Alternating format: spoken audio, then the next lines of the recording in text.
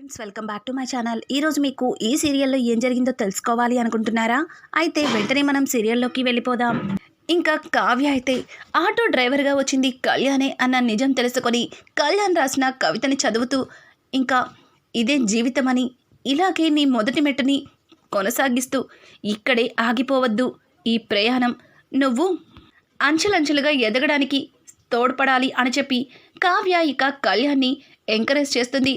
కళ్యాణ్ కూడా చాలా సంతోషిస్తూ, వదిన అది నేను రాసిన కవితే, కానీ ప్రస్తుతం ఆ కవితలు నాకు ఏ విధంగానూ సహాయపడట్లేదు, బతకడానికి ఏదో ఒకటి కావాలి కదా, అందుకే ఈ ప్రయాణం అని చెప్పి ఇక కళ్యాణ్ చెప్తుంటే కళ్యాణ్ మాటలకి, చూడు కళ్యాణ్, నువ్వు గొప్ప పేరు ప్రతిష్టలు సంపాదిస్తావని నీ మీద నాకు నమ్మకం ఉంది అని చెప్పి ఇక కావ్య డబ్బులిచ్చి కళ్యాణ్కి లోపలికైతే వెళ్తుంది. కళ్యాణ్ కూడా నా మొదటి సంపాదన మీ చేతులతో తీసుకోవడం నాకు చాలా సంతోషంగా ఉంది అని చెప్పి కళ్యాణ్ కూడా చాలా ఆనందపడతాడు. ఇక కావ్య లోపలికి వెళ్ళేసరికి స్వప్న, కావ్య ఏంటి ఆటో అతనికి డబ్బులు ఇచ్చి రావడానికి ఇంతసేప, ఇంట్లో చూస్తే ఏమీ లేవు, ఇదిగో ఈ ఫ్రూట్సే ఉన్నాయి, వీటిని తింటాను కానీ నాకు బాగా ఆకలేస్తుందే, ఏమైనా చేసి పెట్టవా అని అడగడంతో, అక్క ఇదిగో 2 నిమిషాల్లో నీకు టిఫిన్ రెడీ చేస్తాను, నువ్వు ఈలోపు ఫ్రూట్స్ తిను అని చెప్పి ఇంకా కావ్య లోపలికి వెళ్ళి ఫుడ్ని రెడీ చేస్తూ ఉంటుంది. ఇంతలో ఇక్కడ చూస్తే కళ్యాణ్ దొంగ బంగారం కోసం అతనితో ఇక అగ్రిమెంట్ పేపర్స్ మీద సంతకాలు పెట్టించుకుంటూ ఉంటాడు. ఇదంతా కూడా శృతి తన మొబైల్లో రికార్డ్ చేస్తూ ఉంటుంది. శృతిని గమనించక రాహుల్ ఇక అతనితో, చూడండి, ఇది నీకు నాకు తప్ప 3వ వ్యక్తికి తెలీదు, అలాగే తేడా వస్తే ఎట్టి పరిస్థితుల్లో నా పేరు బయటికి చెప్తే ఊరుకునేదే లేదు అని అంటుంటే ఇక అతనైతే, సార్ మీరు ఎంతో రిస్క్తో స్మగ్లింగ్ చేసిన బంగారాన్ని మీ కంపెనీ పేరు మీద కొంటున్నారు, నాకు ఇంతలాగా హెల్ప్ చేస్తున్న మీ పేరు ఎందుకు బయటికి తీసుకొస్తాను, అయినా దొరికే అవకాశాలే లేవని మీరే చెప్పారు కదా, ఇదంతా రాజ్గారి మీదే పడుతుందని చెప్పినప్పుడు ఇక మనకెందుకు భయం అని చెప్పి అతను రాహుల్తో మాట్లాడుతుంటే రాహుల్ కూడా, నిజమే, కానీ ఒకవేళ దొరికిపోయే పరిస్థితుల్లో నువ్వు నా పేరు బయటికి తీసుకొస్తే అస్సలు ఊరుకోనని చెప్పి ఇక రాహుల్ అయితే అతనికి వార్నింగ్ ఇస్తాడు. అతను కూడా, సార్ ఇంత సహాయం చేస్తున్నారు, మా బంగారాన్ని కొంటున్నారు, మీ పేరుని ఎందుకు సార్ బయటికి తీసుకొస్తాను అని చెప్పి అతను కూడా రాహుల్తో చెప్తాడు. ఇదంతా చూసినా ఇక శృతి అయితే మొత్తం తన మొబైల్లో రికార్డ్ చేస్తుంది. ఇంత మంచి కుటుంబంలో ఉండి అసలు ఇలాంటి మనిషిని ఎక్కడా చూడలేదు, ఛీ, ఇట్లాంటి వాడు ప్రతి ఇంటికి ఒకడుంటాడంటారు, అది నిజం అని చెప్పి శృతి తన మనసులో అనుకుని తను తీసిన వీడియోని ఎలా అయినా కావ్యకి చెప్పాలని కావ్యకి కాల్ చేస్తుంది. కావ్య వంటగదిలో వంట చేస్తుండడం వల్ల తను కాల్ లిఫ్ట్ చేయదు. ఏమైంది మేడంకి, మేడం ఎందుకు ఫోన్ లిఫ్ట్ చేయట్లేదు అని చెప్పి ఇక శృతి అనుకుంటూ తను వర్క్ చేసుకుంటూ ఉంటుంది. ఇంతలో రాహుల్ శృతి దగ్గరకు వచ్చి, ఏంటి శృతి, ఎవరికో తెగ ట్రై చేస్తున్నావు, ఎవరేంటి అని అడగడంతో, అదేం లేదు సార్, నేను ఇంటికి కాల్ చేస్తున్నాను, మా మదర్ ఫోన్ లిఫ్ట్ చేయట్లేదు అని చెప్పి ఇక శృతి కవర్ చేసుకుంటుంది. ఇదంతా ఇలా ఉండగా ఇక్కడ చూస్తే అప్పు కళ్యాణ్ కోసం ఎదురు చూస్తూ ఉండగా కళ్యాణ్ ఇంటికి రానే వస్తాడు. తను ఆటో నడపడం పూర్తయిన తర్వాత కొన్ని సరుకుల్ని తీసుకొని మిగిలిన డబ్బుని అలాగే అప్పు దగ్గరికి తీసుకెళ్తాడు. వాటిని అప్పు చేతికిచ్చి, అప్పు ఇదిగో ఈరోజు వంట చేయవలసిన సరుకులు అని చెప్పడంతో ఒక్కసారిగా అప్పు అవన్నీ చూసి చాలా ఆనందపడుతుంది, అలాగే ఆశ్చర్యపోతుంది. కవి, ఇవన్నీ ఎక్కడివి, అసలు ఉదయం అనగా ఉద్యోగమని వెళ్ళావు, ఇప్పుడొచ్చావు, అసలు ఇవన్నీ ఎలా వచ్చాయి అని అడగడంతో దానికి కళ్యాణ్ నవ్వుతూ, చూడప్పు, బ్రతకడానికి ఈ లోకంలో ఉద్యోగాలే కరువా, ఉద్యోగం వచ్చింది, ఈరోజు ఆ ఉద్యోగంలో వచ్చిన డబ్బులు వచ్చాయి, అందుకే ఇదిగో ఇంట్లోకి కావలసిన సరుకులు, మిగిలిన డబ్బులు కూడా జాగ్రత్తగా దాచు అని చెప్పి ఇక అప్పు చేతిలో పెట్టబోతుంటే, సరే నీకు ఉద్యోగం వచ్చింది, నాకు సంతోషమే, కానీ సార్కి ఏ ఉద్యోగం వచ్చింది అని అడగడంతో దానికి కళ్యాణ్ ఏదో ఒక ఉద్యోగం వచ్చిందిలే, నీకెందుకు, నాకు జాబ్ కావాలి అనుకున్నాం, జాబ్ వచ్చింది, ఇప్పుడు మనం తినడానికి ఉండడానికి ఎట్లాంటి ఇబ్బంది లేకుండా అన్ని వసతులు కుదిరాయి, ఇక వెళ్ళి వంట చెయ్యి, బాగా ఆకలిగా ఉంది అని చెప్పి కళ్యాణ్ అక్కడి నుంచి అప్పుని సరుకులు ఇచ్చి పంపించేస్తాడు.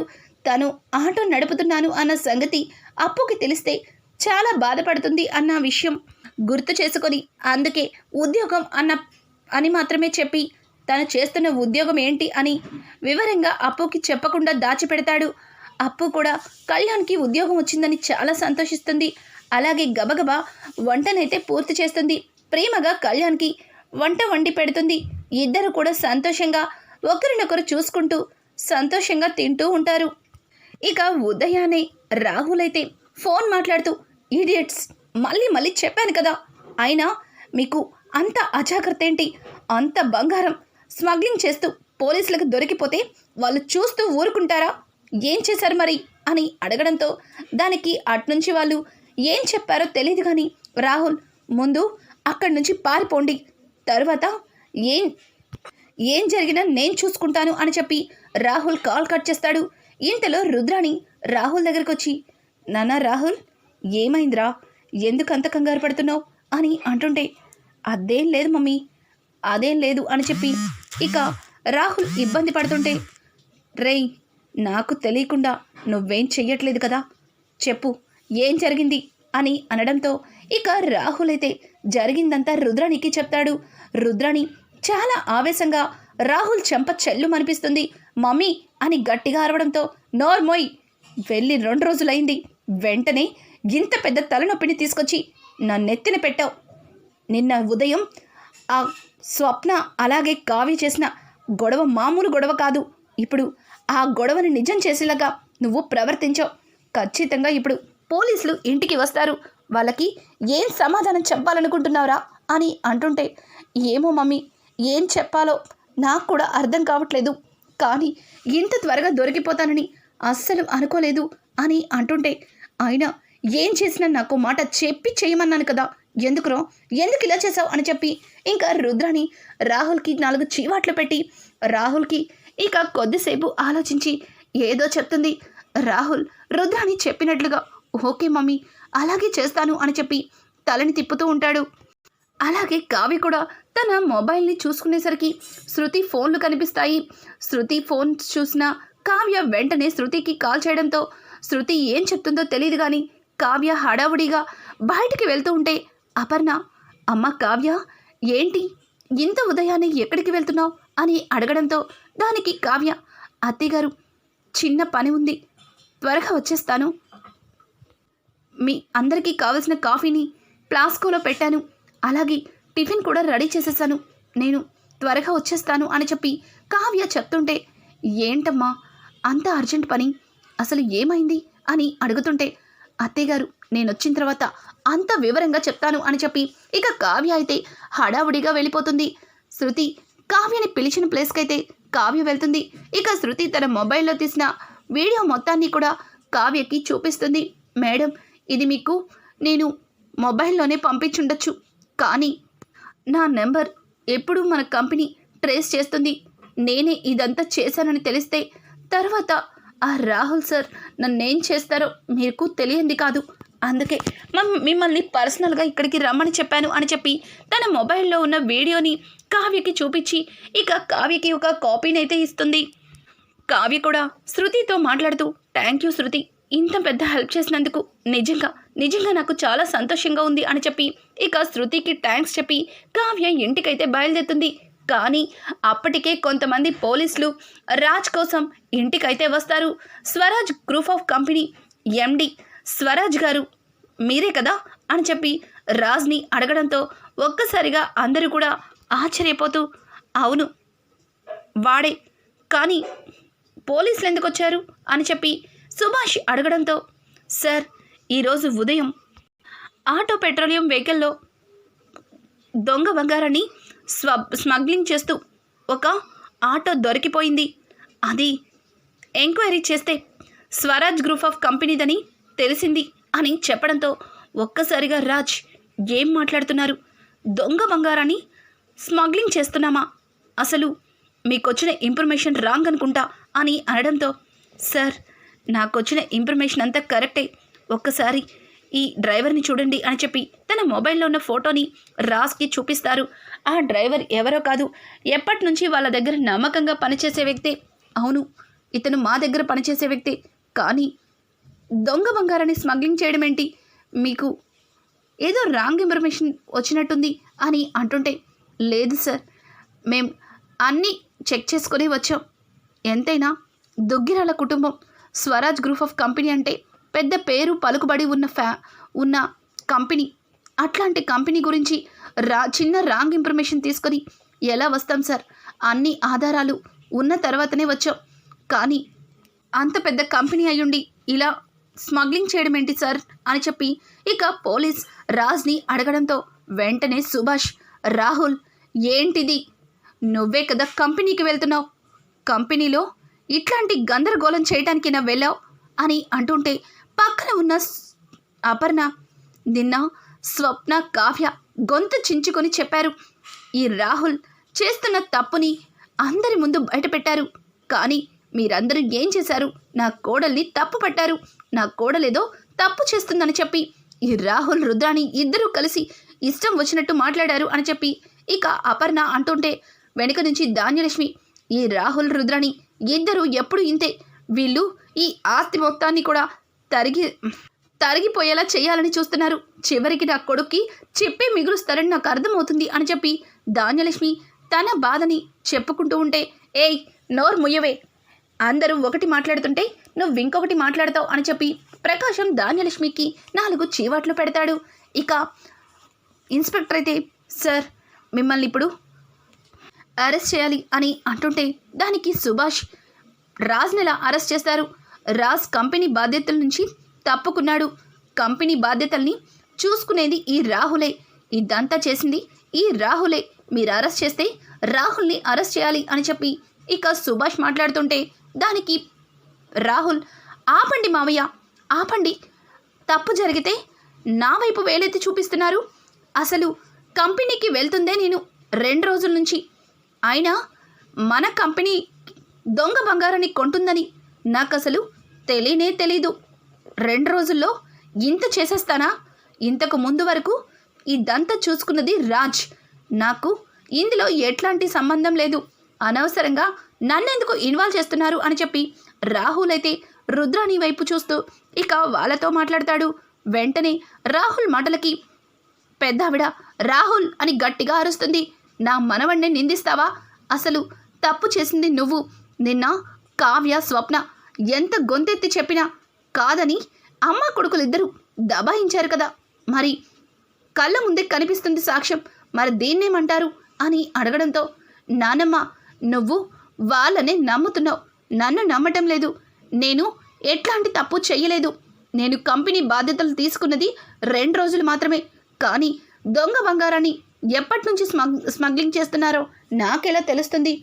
దీనంతటికీ అన్ని బాధ్యతలు వహించింది రాజే కదా అని అడగడంతో, షటాప్, రాజ్ పేరు ఎత్తడానికి కూడా నువ్వు పనికిరావు. అయినా రాజ్ ఇదంతా చేశాడని ఏంట్రా సాక్ష్యం అని అంటుంటే, అదేంటి మావయ్య, పోలీసులు వచ్చి ఎదురుగా నుంచుని జరిగిందంతా చెప్తున్నారు, ఇంకా సాక్ష్యాలు అడుగుతున్నారు. ఇదంతా నాకు సంబంధం లేదు. అనవసరంగా మీరు చేస్తున్న ఈ స్మగ్లింగ్స్కి, దొంగ బంగారాల్లోకి నన్ను ఇన్వాల్వ్ చేయకండి. నేను ఏ అన్యం పుణ్యం ఎరగను అని చెప్పి రాహుల్ మాట్లాడుతూ ఉంటే రుద్రాణి కూడా, అవునన్నయ్య, వాడికి ఎలా తెలుస్తుంది మీరు కంపెనీలో ఏమేం చేస్తున్నారో? వాడు ఎలా తెలుసుకుంటాడు? వాడు పసివాడు, 2 రోజుల నుంచి మాత్రమే వెళ్తున్నాడు. అనవసరంగా మీరు చేసిన పాపాలని వాడి నెత్తిన రుద్దాలని చూడకండి అని చెప్పి రుద్రాణి అయితే రాహుల్ని సపోర్ట్ చేస్తూ వెనకేసుకొస్తుంది. ఇంకా అపర్ణ అయితే రాజ్ దగ్గరికి వచ్చి, నాన్న రాజ్, ఏంట్రా ఇది? నిన్న కావ్య ఎంతలా చెప్పినా తన మాట వినిపించుకోలేదు. ఇప్పుడు చూడు ఎలా జరిగిందో. నా కోడలు ఏమీ తెలియకుండా అలా మాట్లాడదని నేను అప్పటికీ చెప్తూనే ఉన్నాను. కానీ ఈ రాహుల్ని నమ్మి కంపెనీ బాధ్యతలు అప్పగించారు. చూడండి మావయ్య అని చెప్పి అలాగే తాతయ్య గారిని కూడా అడగడంతో తాతయ్య రాహుల్ ఏంటిదంతా అని అడుగుతుంటే, తాతయ్య మీకు మళ్ళీ స్పెషల్గా చెప్పాలా, అసలు నాకు ఈ గొడవలో ఎటువంటి సంబంధం లేదు, నన్ను అనవసరంగా ఇన్వాల్వ్ చేయకండి అని చెప్పి రాహుల్ చాలా విసుగ్గా అక్కడి నుంచి వెళ్ళిపోబోతుంటే, ఇంకా ఇన్స్పెక్టర్ అయితే, సార్ మీ ఫ్యామిలీ మ్యాటర్ మీరు మాట్లాడుకోండి, నన్ను నా డ్యూటీ చెయ్యనివ్వండి. స్వరాజ్ గ్రూప్ ఆఫ్ కంపెనీ బంగారాన్ని స్మగ్లింగ్ చేసింది, మరి దానికి చైర్మన్గా స్వరాజ్ గారే ఉన్నారు కాబట్టి ఇప్పుడు ఆయన్నే అరెస్ట్ చేయాలి. నా డ్యూటీని నన్ను చేసుకొనివ్వండి, మీరేదన్నా ఉంటే కోర్టులో తేల్చుకోండి అని చెప్పి ఇక రాజ్ని అరెస్ట్ చేయబోతుంటే, సడన్గా అదే టైంలో అపర్ణ ఆగండి రాజ్ ఏంట్రా ఇది అని అంటుంటే, మమ్మీ నీకేం తెలీదు, నన్ను ఇన్స్పెక్టర్ గారికి కోఆపరేట్ చేయనివ్వు, ఇన్స్పెక్టర్ నన్ను అరెస్ట్ చేయండి అని చెప్పి రాజ్ తన 2 చేతుల్ని ముందుకు చూపిస్తాడు. ఇంతలో కావ్య ఇన్స్పెక్టర్ బేడీలు వేసే ముందే ఆగండి అని గట్టిగా అరుస్తుంది. ఒక్కసారిగా కుటుంబం మొత్తం కావ్యని చూస్తారు. ఇక అపర్ణ అయితే, వచ్చావా కావ్య, చూడు ఆ రాహుల్ ఎంత పని చేశాడో, వాడు చేసిన తప్పుకి ఇప్పుడు నా కొడుకు రాజ్ శిక్షని అనుభవించవలసి వస్తుంది, నువ్వే ఏదో ఒకటి చెయ్యి, వాణ్ణి పోలీసులు తీసుకెళ్తే నేను తట్టుకోలేను అని ఇక అపర్ణ అయితే కావ్యతో అంటుంటే, కావ్య ఇన్స్పెక్టర్తో మాట్లాడుతూ, చూడండి ఇన్స్పెక్టర్, మీకు అక్కడ దొంగ బంగారం స్మగ్లింగ్ అవుతుందని ఎవరు చెప్పారు అని అంటుంటే, చూడమ్మా, చెక్ పోస్ట్ దగ్గర వచ్చే ప్రతి వెహికల్ని మేము చెక్ చేయాలి, అలాగే మీ కంపెనీ వెహికల్ కూడా చెక్ చేసాం, కానీ అందులో దొంగ బంగారం స్మగ్లింగ్ అవుతుంది, మరి అంత పెద్ద తప్పు జరిగినప్పుడు పట్టుకోవాలి కదా అని అంటుంటే, మరి ఆ బంగారం ఎవరు కొన్నట్టుగా మీ దగ్గర ఉన్న డాక్యుమెంట్స్లో ఉంది అని అడగడంతో, ఇదిగోండి మేడం, ఈ బంగారం మొత్తం స్వరాజ్ గ్రూప్ ఆఫ్ కంపెనీని కొనింది అన్నట్టుగా డాక్యుమెంట్స్ కూడా ఉన్నాయి అని చూపించడంతో, చూడండి ఆయన 2 రోజుల నుంచి కంపెనీకి వెళ్ళటం లేదు, కంపెనీ బాధ్యతలన్నీ రాహులే చూసుకుంటున్నాడు, అతను దొంగ బంగారాన్ని కొన్నట్టుగా అన్ని విధాలుగా సాక్ష్యాలు ఆధారాలతో నా దగ్గర ఉన్నాయి అని చెప్పి ఇక శృతి ఇచ్చిన వీడియోని ఇన్స్పెక్టర్కి చూపిస్తుంది. ఒక్కసారిగా రాహుల్ రుద్రానికి ఊహించని షాకే ఎదురవుతుంది. ఇక రాహుల్ అయితే, మమ్మీ ఈ కావ్య ఏదో పెంట పెట్టేసింది మమ్మీ, ఇప్పుడు ఇన్స్పెక్టర్ నన్ను అరెస్ట్ చేస్తారేమో అని అంటుంటే, రుద్రాని, చూడు కావ్య, నీకు మొదటి నుంచి రాహుల్ అంటే ఇష్టం ఉండదు, నువ్వు అనవసరంగా రాహుల్ మీద ఇంత పెద్ద నిందని వేస్తున్నావు. ఏ స్వప్న, చూడవే మీ చెల్లెలు ఏం చేస్తుందో, నీ భర్తని పోలీసులకి అప్పగిస్తుంది అని అంటుంటే, దానికి స్వప్న, నా చెల్లెలెప్పుడు కరెక్టే చేస్తుంది, వీడు తప్పు చేశాడు కాబట్టి శిక్షని అనుభవించాలి అని చెప్పి స్వప్న కూడా మాట్లాడుతుంది. ఇక సాక్ష్యాలు చూసిన తర్వాత ఇన్స్పెక్టర్ రాహుల్ని అరెస్ట్ చేస్తారు. రుద్రానికి ఊహించని షాకే ఎదురవుతుంది. రానున్న ఎపిసోడ్స్లో రాహుల్కి ఎలా శిక్ష పడుతుంది, అలాగే కావ్య చేసిన ఈ సాహసం వల్ల రాజ్ కావ్యకి మరింత దగ్గరవుతాడా? ఇలాంటి లేటెస్ట్ ఎపిసోడ్స్ మీకు ముందుగా కావాలి అనుకుంటే మా ఛానల్ని సబ్స్క్రైబ్ చేసుకోవడం మాత్రం మర్చిపోకండి. Thanks for watching friends, welcome back to my channel. ఈరోజు